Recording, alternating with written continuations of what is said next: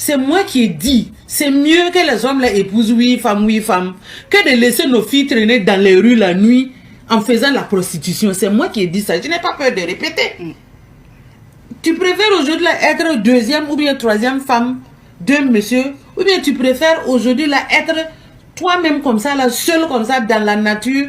C'est celui qui veut qui vient, qui t'attrape comme un animal et puis il circule.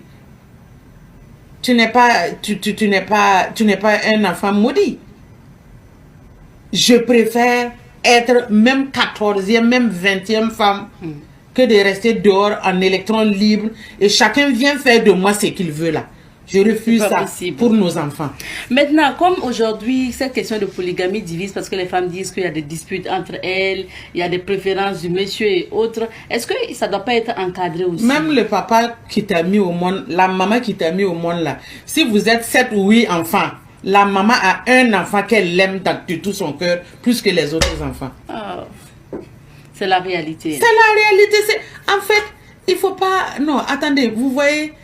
j'ai toujours dit, il faut qu'on apprenne à éduquer nos enfants dans nos réalités africaines. Allez-y au Sénégal. Qui parle de je ne veux pas être avec une coépouse? Allez-y au Mali. Qui parle de je ne veux pas être avec une coépouse? Mais même chez nous, au Burkina ici, mais ceux qui ont été éduqués dans la vieille école là, ils n'ont aucun problème avec la polygamie.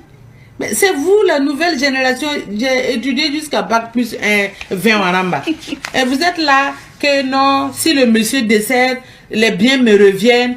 Et si toi-même tu décèdes, là, les biens là reviennent à qui? En fait, c'est le matérialisme là que les Occidentaux sont venus mettre dans la tête de nos populations africaines qui fait qu'aujourd'hui il y a un problème. Je prends le cas de notre famille. Qui parle d'héritage dans la famille royale?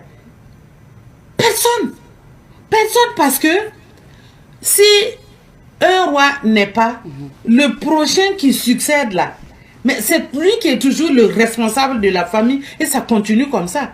Le bien reste un bien commun, c'est un bien de la famille. Personne ne peut dilapider ça comme il veut.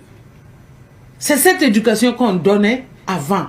Aujourd'hui, on va éduquer quelqu'un à être seul, comme un rat d'église. Tu es seul. Même quand tu meurs là, tu meurs seul. Revenons